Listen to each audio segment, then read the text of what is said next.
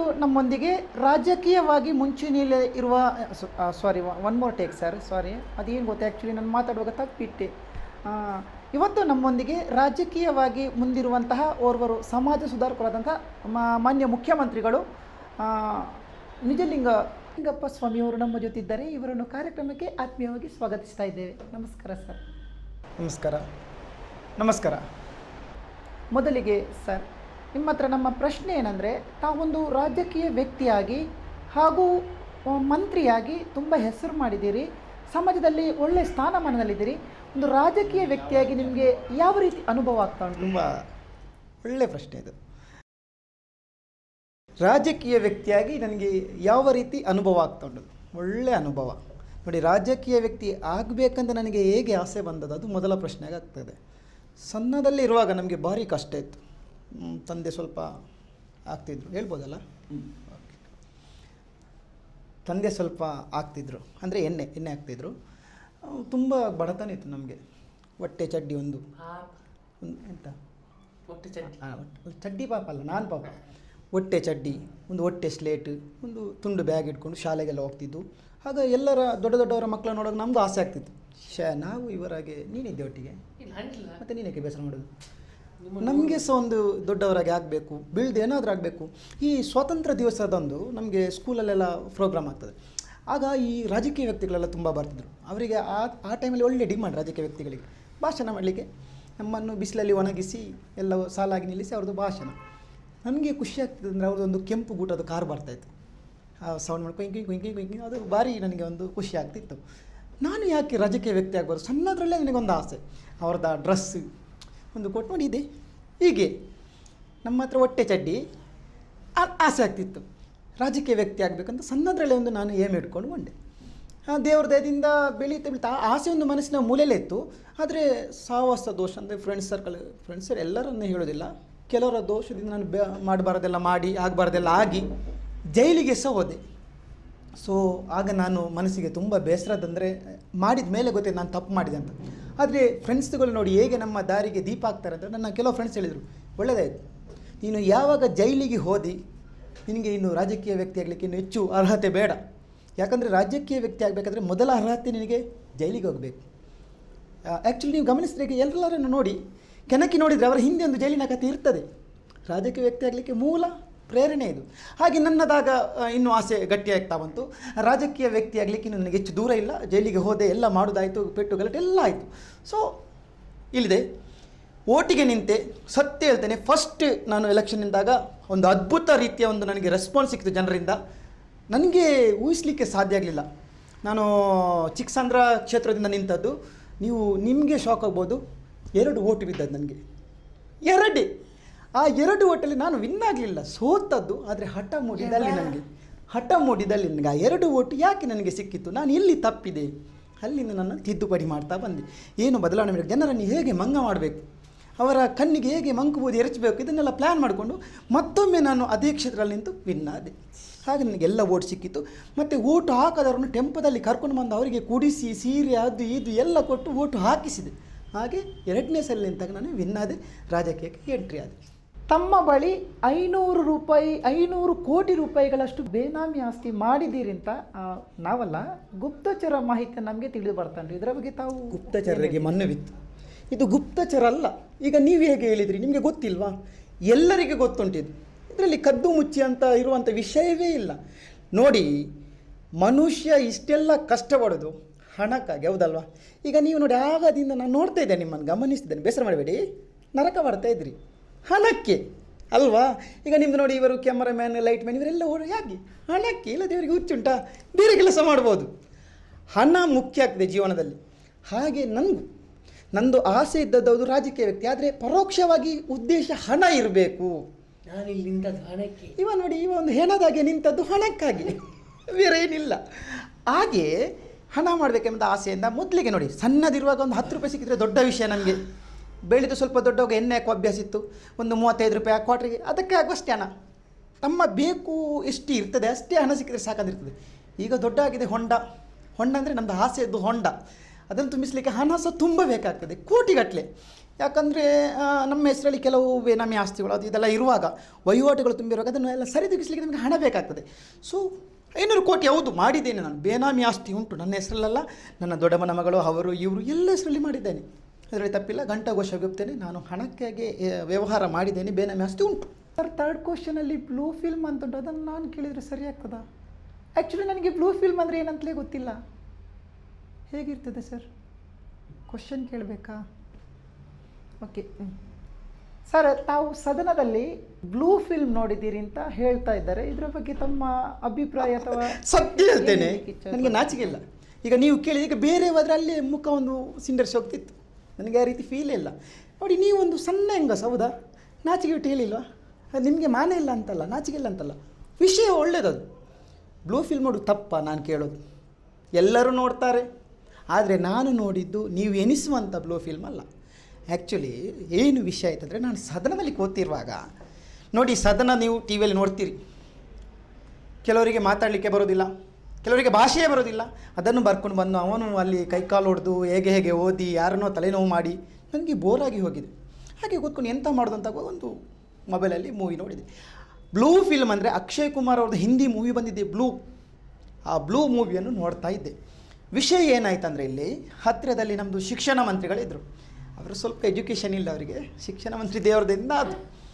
ಏನು ನೋಡ್ತಿದ್ರಿ ರಾಯರ ಅಂತ ಕೇಳಿದರು. ಬ್ಲೂ ಫಿಲ್ಮ್ ನೋಡ್ತಾ ಇದ್ದೇನೆ ಅಂತ. ಅವರು ಅಲ್ಲಿ ಆಚೆ ಹೇಳಿದರು. ಆಚೆ ಹೋಗಿ ಸುತ್ತ ಹೊಡೆದು ನನಗೆ ಪುನಃ ಈಚೆ ಹೇಳೋದು, ಅಲ್ಲಿ ಅವರು ಬ್ಲೂ ಫಿಲ್ಮ್ ನೋಡ್ತಿದ್ದಾರೆ ಅಂತ. ನಾನೇ ಹೇಳಿದ್ದು, ನನಗೆ ಹೇಳೋದು. ಹೀಗೆ ಫುಲ್ಲು ಸುದ್ದಿ ಬ್ಲೂ ಫಿಲ್ಮ್ ನೋಡಿದ್ವಿ. ನಾನೊಂದು ಹೇಳ್ತೇನೆ, ಬ್ಲೂ ಫಿಲ್ಮ್ ಹೇಗಿರುತ್ತೆ ನೀವು ನೋಡಲಿಲ್ಲ ಮೇಡಮ್? ಹಾಂ, ನೀವು ನೋಡಿಲಿಕ್ಕಿಲ್ಲಲ್ಲ. ಬ್ಲೂ ಫಿಲ್ಮ್ ಆದರೆ ಡೈಲಾಗ್ ಕಡಿಮೆ ಇರ್ತದೆ, ಸೌಂಡ್ ಹೆಚ್ಚಿರ್ತದೆ. ಇದಾಗಿಲ್ಲ, ಡೈಲಾಗೆ ಅವನಿಗೆ ಅರ್ಥ ಆಗಲಿಲ್ಲ, ಅಪಪ್ರಚಾರ. ಬ್ಲೂ ಫಿಲ್ಮ್ ಬ್ಲೂ ಫಿಲ್ಮ್ ಆದರೆ ನಾನು ಸತ್ಯ ಪ್ರಮಾಣವಾಗಿ ಹೇಳ್ತೇನೆ, ಸದನದಲ್ಲಿ ನಾನು ಆ ಬ್ಲೂ ಫಿಲ್ಮ್ ನೋಡಿದಲ್ಲ. ಬ್ಲೂ ಫಿಲ್ಮ್ ಮನೆಯಲ್ಲಿ ನೋಡ್ತಾನಲ್ಲ, ಪುನಃ ಅಲ್ಲಿ ಯಾಕೆ ನೋಡೋದು? ಓಕೆ ಸರ್, ಒಳ್ಳೆಯ ವಿಚಾರ ಮಾತಾಡಿದ್ರಿ. ಕಡೆಯದಾಗಿ ತಾವು ಮೈತ್ರಿ ಸರ್ಕಾರ ಆಗುವಂತಹ ಸಂದರ್ಭದಲ್ಲಿ ಸಿಕ್ಕಾಪಟ್ಟೆ ಹಣವನ್ನು ತಮ್ಮ ಜೇಬಿಗಿಳಿಸಿದ್ದೀರಿ ಎಂಬ ಅಪವಾದ ಕೂಡ ತಮ್ಮ ಮೇಲಿದೆ. ಇದರ ಬಗ್ಗೆ ತಾವು ಒಳ್ಳೆ ಪ್ರಶ್ನೆ. ಯಾಕಂದರೆ ಮೈತ್ರಿ ಸಂದರ್ಭದಲ್ಲಿ ಎರಡೂ ಪಾರ್ಟಿಗಳನ್ನು ತುಂಬ ಗೋಲಾಡಿಸಿದೆ. ನೋಡಿ, ಕಬ್ಬಿನ ಕಾದಾಗ ನಾವು ಬಡಿಬೇಕು, ಇಲ್ಲದ್ರೆ ಬಗ್ಗಿಸ್ಲಿಕ್ಕೆ ಆಗೋದಿಲ್ಲ. ಈಗ ನಾನು ಹಾಗೆ ಇಷ್ಟು ಸಮಯ ರಾಜಕೀಯದಲ್ಲಿದ್ದರೆ ಯಾರ ಹತ್ರ ಹೋದರೂ ನನಗೆ ಒಂದು ಮಿನಿಸ್ಟರ್ ಕೊಡಿ, ಹಣ ಕೊಡಿ ಅಂದರೆ ಯಾರು ಕೊಡೋದಿಲ್ಲ. ಆ ಸಂದರ್ಭ ಹಾಗೆ ಇತ್ತು. ನೋಡಿ, ಮುದ್ದರಾಮಯ್ಯ ಮತ್ತು GT ರಾಮೇಗೌಡರು ಎರಡು ಪಕ್ಷ ಒಂದಾಯಿತು, ಸರ್ಕಾರ ರಚಿಸಬೇಕೆಂಬ ಆಸೆ ಮಾಡಿದರು. ಯಾಕಂದರೆ ಎದುರಿನವನನ್ನು ಉರುಳಿಸಬೇಕೆಂಬ ಉದ್ದೇಶದಿಂದ ಇವತ್ತು ಮೈತ್ರಿ. ಈ ಮೈತ್ರಿ ಸಂದರ್ಭದಲ್ಲಿ ಅವರಿಗೆ ಸ್ವಲ್ಪ ಸೀಟ್ಗಳ ಅಭಾವ ಇತ್ತು. ಆ ಸಂದರ್ಭದಲ್ಲಿ ನನ್ನ ಒಂದು ಅಲ್ಲಿ ಅವರಿಗೆ ಏನು ಹೇಳ್ತೇವೆ, ನನ್ನ ಒಂದು ಸಪೋರ್ಟ್ ಏನಿರುತ್ತೆ ಅವರಿಗೆ ಬಹು ಮುಖ್ಯ ಆಗ್ತಿತ್ತು. ಆ ಉದ್ದೇಶದಿಂದ ನನ್ನನ್ನು ಹಿಡಲಿಕ್ಕೆ ತುಂಬ ಬೇಚಾಡಿದ್ದಾರೆ. ಪಾಪ ಮುದ್ದರಾಮಯ್ಯ ಅವರು ನನ್ನ ಮನೆಗೆ ಡಮರ್ ಇಟ್ಕೊಂಡು ಎಷ್ಟು ಸಲ ನನ್ನ ಮನೆಯ ಬಾಗಿಲಿಗೆ ಬಂದಿದ್ದಾರೆ. ನಮಗೆ ಬೆಂಬಲ ಕೊಡಿ ಅಂತ. ಒಳ್ಳೆ ಟೈಮ್ ಅಂತ ನಾನು ಆಟ ಆಡಿಸಿದ್ದೇನೆ. ಇವ್ರ ಹತ್ರ ಹೇಳಿದ್ರು ನಾಳೆ ಹೇಳ್ತೇನೆ ಅಂತ, ಅವ್ರ ಹತ್ರ ಹೇಳಿದ್ರು ನಾಳೆ ಹೇಳ್ತೇನೆ ಅಂತ, ಮೂರನೇ ಹತ್ರ ಅವನ ಹತ್ರ ನಿಮ್ಮ ಹತ್ರ ನಾಡಿದ್ದು ಹೇಳ್ತೇನೆ ಅಂತ. ಹೀಗೆ ಮೂರೂ ಪಕ್ಷದವರನ್ನು ಆಡಿಸಿ ಹಣ ಆಗಿದೆ. ಒಳ್ಳೆ ಸತ್ಯದ 500 ಕೋಟಿ ಹೇಳಿದ್ರಲ್ಲ, 300 ಕೋಟಿ ಅಲ್ಲಿದ್ಲೇ ಬಂದದ್ದು ನನಗೆ. ಮತ್ತು ಇನ್ನೊಂದು ನಮಗೆ ಹೆದರಿಕೆ ಇರಲಿಲ್ಲ. ನಾವು ಎಷ್ಟು ಜನ ನೋಡಿ ಅಂಥ ವ್ಯಕ್ತಿಗಳಿದ್ದೆವು ಬೆಂಬಲ ಕೊಡಲಿಕ್ಕೆ. ನಮ್ಮ 25 ಜನ ಬಸ್ ಮಾಡಿಕೊಂಡು ಅವರು ಎಲ್ಲೋ ಬಾಂಬೆಗೆ ಕೊಂಡೋಗಿ ಬಿಟ್ಟು ರೂಮಲ್ಲಿ ಹಾಕಿ ಒಳ್ಳೆ ಫೇಸ್ಲಿ 6 ತಿಂಗಳು ಒಳ್ಳೆ ಜಾಲಿ ಮಾಡಿದೆವು. ನಮಗೆ ಒಂದು ಟ್ರಿಪ್ ಹೋದಾಗೆ ಆಗಿದೆ ಅಷ್ಟು. ಹೌದು, ಒಪ್ಪಿದೆ, ನಾನು ಮಾಡಿದ್ದೇನೆ, ಸತ್ಯ. ಧನ್ಯವಾದ ಸರ್. ಈಗ IPL ಮ್ಯಾಚ್ ನಾವು ನೋಡ್ತಾ ಇರ್ತೇವೆ. ಫಸ್ಟ್ ಸೀಸನ್ ಆಗಿರ್ಬೋದು, ಸೆಕೆಂಡ್ ಸೀಸನ್ ಆಗಿರ್ಬೋದು, ಥರ್ಡ್ ಸೀಸನ್ ಆಗಿರ್ಬೋದು, 4th ಸೀಸನ್ ಆಗಿರ್ಬೋದು, 5th ಸೀಸನ್ ಆಗಿರ್ಬೋದು, 6th ಸೀಸನ್ ಆಗಿರ್ಬೋದು, 7th ಸೀಸನ್ ಆಗಿರ್ಬೋದು, 8th ಸೀಸನ್ ಆಗಿರ್ಬೋದು, 9th ಸೀಸನ್ ಆಗಿರ್ಬೋದು. ಅಲ್ಲಿ ಎಷ್ಟು ಸೀಸನ್ ಆಗಿದೆ ಸರ್ ಒಟ್ಟು? ಆ್ಯಕ್ಚುಲಿ 6. ಸಾರಿ, IPLಲ್ಲಿ ತಮ್ಮ ಕೈವಾಡ ಇದೆ ಎಂಬುದಾಗಿ ಎಲ್ಲ ಮಾಹಿತಿಗಳಿಂದ ನಮಗೆ ತಿಳಿದು ಬರ್ತದೆ. ಇದರ ಬಗ್ಗೆ ತಮ್ಮ ಅಭಿಪ್ರಾಯ ಏನು ಸರ್? ತಾವು ಇನ್ವಾಲ್ವ್ ಆಗಿದ್ದೀರಾ ಹೇಗೆ? IPLಲ್ಲಿ ಹೌದು ಕೈವಾಡ ಉಂಟು. ನೋಡಿ, ಈ IPL ಎಂಬುದು ನಿಜವಾಗಿ ಹೇಳಿದರೆ ಅದು ಕ್ರೀಡಾ ದೃಷ್ಟಿಯಿಂದ ಮಾಡುವಂಥ ಕಾರ್ಯಕ್ರಮವಲ್ಲ, ಹಣ ಮಾಡುವ ಉದ್ದೇಶ. ಇಲ್ಲದ್ರೆ ಇಷ್ಟೆಲ್ಲ ನಮ್ಮದು ಈ ಕ್ರೀಡಾಕೂಟಗಳ ಮ್ಯಾಚ್ಗಳಾಗ್ತದೆ, ಸೀರೀಸ್ ಆಗ್ತದೆ, ಪುನಃ IPL ಯಾಕೆ ಬೇಕು? ಯಾರ್ದೋ ದುಡ್ಡು ಎಲ್ಲ ಮನ ಜಾತ್ರೆಗಳು ಇದಕ್ಕೆ. ಯಾರಿಂದಲೋ ಮುಂಡ ಮುಚ್ಚಿ ಅವನ ಆ್ಯಡ್ ತೆಕ್ಕೊಂಡು ಇವನ ಆ್ಯಡ್ ತೆಕ್ಕೊಂಡು ಒಂದು ಕಾರ್ಯಕ್ರಮ ಮಾಡಿ ಆಡಿದವನಿಗೆ ಎಂತೆಲ್ಲ, ಅವನಿಗೊಂದು ಕಪ್ಪು ಕೊಡೋದು, ಮನೆಗೆ ಗಳಿಸೋದು. ಹಣ ಯಾರ್ಯಾರು ಇದರಲ್ಲಿ ಅಧ್ಯಕ್ಷರು ಉಪಾಧ್ಯಕ್ಷರೆಲ್ಲ ಸೇರಿಕೊಂಡು ಹಣ ಮಾಡೋದು. ಇದರಲ್ಲಿ ನಾನು ಇದ್ದೆ, ಸ್ವಲ್ಪ ನಾನು ತೆಗೆದುಕೊಂಡಿದ್ದೇನೆ. ಯಾಕಂದರೆ ನೋಡಿ, ಇಂಥ ಸ್ಟೇಡಿಯಮಲ್ಲಿ ಮ್ಯಾಚ್ ಆಗಬೇಕಾದ್ರೆ ಅವರಿಗೆ ಸಪೋರ್ಟ್ ಬೇಕು. ಸಪೋರ್ಟ್ ಯಾರಿದ್ರೆ ನಮ್ಮಂಥ ಮಂತ್ರಿಗಳೇ ಮಾಡಬೇಕು. ಹಾಗೆ ನಂದು ಕೈವಾಡ ಉಂಟದಲ್ಲಿ ಸತ್ಯ ಹೇಳಿದೆ. ಸಾರಿ ಸರ್, ಈ ಪ್ರಶ್ನೆ ಕೇಳಬೇಕಾ ಬಿಡೋ ಗೊತ್ತಾಗ್ತಿಲ್ಲ. ಆ್ಯಕ್ಚುಲಿ ತಾವು ಓರ್ವ ಸಮಾಜ ಸುಧಾರಕನಾಗಿ, ಒಂದು ಜನರಿಂದ ಆಯ್ಕೆಯಾಗಿ ಪ್ರತಿನಿಧಿಸುವಂಥ ವ್ಯಕ್ತಿಯಾಗಿ ತಮ್ಮ ಕ್ಷೇತ್ರದಲ್ಲಿ ತಾವು ಏನು ಮಾಡ್ತಿಲ್ಲ, ವ್ಯರ್ಥವಾಗಿ ಆಯ್ಕೆಯಾಗಿ ಹೋಗಿದ್ದೀರಿ, ಹಣ ಮಾಡಿದ್ದು ಹೊರತು ಜನರಿಗೋಸ್ಕರ ಏನು ಮಾಡ್ತಿಲ್ಲ ತಾವು, ಯಾಕೆ ಸರಿ? ನೋಡಿ, ಮನುಷ್ಯನಿಗೆ ಎಷ್ಟು ಮಾಡಿದರೂ ಸಾಕಾಗೋದಿಲ್ಲ. ನೀವು ಈಗ ಸ್ವಲ್ಪ ಕೊಟ್ಟರೆ ಈಗ ನಿಮಗೆ ಸ್ವಲ್ಪ ಕೊಡ್ತೇನೆ ನಾನು. ಅಲ್ಲ, ಇದಲ್ಲ ವಿಷಯ, ಮಾತಿಗೆ ಸ್ವಲ್ಪ ಕೊಡ್ತೇನೆ, ನಿಮಗೆ ಇನ್ನೂ ಬೇಕು ಅಂತ ಆಸೆ ಆಗ್ತದೆ, ಮತ್ತೆ ಕೊಡ್ತೇನೆ, ಮತ್ತಷ್ಟು ಬೇಕಂತ ಆಸೆ ಆಗ್ತದೆ. ಜನರಿಗೆ ಹೇಳೋದು ನಾನು ಇದು ವಾರ್ಡಲ್ಲಿ ಕೆಲಸ ಮಾಡಲಿಲ್ಲ ಅಂತ. ಸತ್ಯ ಹೇಳ್ತೇನೆ, ನಾನಲ್ಲಿ ಎಷ್ಟೋ ಜನ ಇದ್ದಾರೆ ಕೆಲಸ ಬೇಡ, ನಮ್ಮದು ಈ ಬೆಂಗಳೂರು ಕಡೆ ಬಿಡೋ, ನೀವು ಮಂಗಳೂರು ಹೋಗಿದ್ದೀರಾ? ಮಂಗಳೂರು ನಾನು ಸಣ್ಣದಿರುವಾಗ ಹೋಗಿದ್ದೆ, ನಂದು ಪಂಪಲ್ಲಿ ಕೆಲಸ ಆರಂಭ ಆಗಿತ್ತು. ಸಣ್ಣದಿರುವಾಗ ಹೋದದ್ದು ನಾನು, 8 ವರ್ಷ ಬಸ್ಸಲ್ಲಿ ಹೋಗೋ ಪಂಪ್, 1 ಕಂಬ ಆಗಿತ್ತು. ಹೀಗೆ ನಾನು 5 ವರ್ಷಕ್ಕೊಮ್ಮೆ ಹೋಗೋ, 5 ವರ್ಷ 2 ಕಂಬ, 10 ವರ್ಷ ಬಿಟ್ಟು ಹೋಗೋ 3 ಕಂಬ, ಹೀಗೆ ಕಂಬವೇ ಆಗ್ತಿದ್ದು. ಫ್ಲೈಓವರ್ ಆಗಲಿಲ್ಲ ಇಷ್ಟರವರೆಗೆ. ನಾನು ಮೊನ್ನೆ ಹೋಗೋನು ಅಲ್ಲಿ ಪಂಪ್ ಇದು ಸ್ಟಾರ್ಟ್ ಆಗಲಿಲ್ಲ ಫ್ಲೈಓವರ್. ಯಾರಾದರೂ ಮಾತಾಡಿದಾರ? ಒಂದು ಟಿ ವಿಯಲ್ಲಿ ಒಂದು ನಿಮಗೆ ಆ್ಯಡ್, ಒಂದು ನ್ಯೂಸ್, ಏನಾದರೂ ನೋಡಿ. ಅಷ್ಟು ಮಾಡಿ ಸಹ ಅಲ್ಲಿ ಯಾರು ಜವಾಬ್ದಾರಿಯುತ ಅವರು ಎಷ್ಟು ಸಲ ಆಯ್ಕೆಯಾಗಿ ಬಂದಿದ್ದಾರೆ. ನಾವು ಮನುಷ್ಯನಿಗೆ ಅವಕಾಶ ಕೊಡಬೇಕು. ನಾನು ಮೊನ್ನೆ ಹೋಗಿದ್ದೀನಿ, ಅಜ್ಜಿ ಸತ್ತಿದ್ದಾರೆ, ಅದಕ್ಕೆ ನೋಡ್ಲಿಕ್ಕೆ ಹೋದದ್ದು. ಫ್ಲೈಓವರ್ ಅಡಿಗೆ ಇದ್ದದ ಅದಕ್ಕೆ ಕರ್ಮ ನಿಂದು. ಹಾಗೆ ನಾವು ಯಾರನ್ನು ಸ್ವಲ್ಪ ಆಟಾಡಿಸಬಾರ್ದು. ನೋಡಿ, ಕೆಲಸ ಆಗ್ತದೆ ಅದರಷ್ಟಕ್ಕೆ. ಪಂಪೆಲ್ಲ ನೋಡಿ, ಯಾವ ಕಾಲಕ್ಕೆ ಯಾವುದು ಆಗಬೇಕಾ ಅದೇ ಹಾಗೆ ಆಗ್ತದೆ. ಫ್ಲೈಓವರ್ ಈಗ ಆಗಲಿಲ್ಲ, ಯಾರೂ ಮಾತಾಡಲಿಲ್ಲ. ನಮ್ಮಲ್ಲಿ ಅಂಥ ದೊಡ್ಡ ಕೆಲಸ ಏನಿಲ್ಲ. ಒಂದು 2-3 ಹೊಂಡ ಇರ್ಬೋದು, ನೀರಿನ ಸಮಸ್ಯೆ ಇರ್ಬೋದು, ಎಲ್ಲ ಮಾಡ್ತೀನಿ. ಅಷ್ಟು ದೊಡ್ಡ ಸಮಸ್ಯೆಯನ್ನೇ ಮಾತಾಡುವವರಿಲ್ಲ. ಇನ್ನು ಇಷ್ಟು ಈ ಸಣ್ಣ ವ್ಯವಸ್ಥೆಗೆ ಯಾಕೆ ಇಷ್ಟು ದೊಡ್ಡ ಇಶ್ಯೂ ಮಾಡ್ತಿದ್ದಾರೆ ನನಗೆ ಗೊತ್ತಾಗ್ತಿಲ್ಲ. ಓಕೆ, ಈಗ ಇನ್ನೊಂದು ಮುಖ್ಯ ಪ್ರಶ್ನೆ ನಿಜಲಿಂಗಪ್ಪ ಸ್ವಾಮಿ ಅವರೇ, ತಮ್ಮ ಮನೆಗೆ IT ದಾಳಿ ಆಗಿದೆ ಎಂಬುದಾಗಿ ಬಲ್ಲವರದಿಗಳಿಂದ ನಮಗೆ ಮಾಹಿತಿ ಸಿಕ್ಕಿದೆ. ಇದರ ಬಗ್ಗೆ ತಾವು ನೇರವಾಗಿ ಏನು ಹೇಳಲಿಕ್ಕೆ ಬಯಸ್ತೀರಿ? ಬೇಸರ ಆಗ್ತಾ ಉಂಟಾ, ದುಃಖ ಆಗ್ತಾ ಉಂಟಾ, ಹೇಗೆ? ಸತ್ಯ ಹೇಳ್ಬೋದಲ್ಲ ಟಿ ವಿಯಲ್ಲಿ? ಇದು ಇನ್ಕಮ್ ಟ್ಯಾಕ್ಸ್ನವ್ರು ರೈಡು ಹೊಡಿದಲ್ಲ, ನಾನೇ ಹೊಡಿಸಿದ್ದು. ಯಾಕಂದರೆ ಆಗಲೇ ನನ್ನದು ಸ್ವಲ್ಪ ಪ್ರಚಾರ ಡಲ್ ಆಯಿತು. ಯಾರು ನನ್ನ ಸುದ್ದಿ ಮಾತಾಡ್ತಿಲ್ಲ. ನನಗೆ ಟಿ ವಿಯಲ್ಲಿ ತುಂಬ ದಿವಸ ನಾನು ಬರದೆ, ನನ್ನ ನ್ಯೂಸ್ ಬರದೆ, ನನಗೆ ತಲೆ ಬಿಸಿ ಆಯಿತು.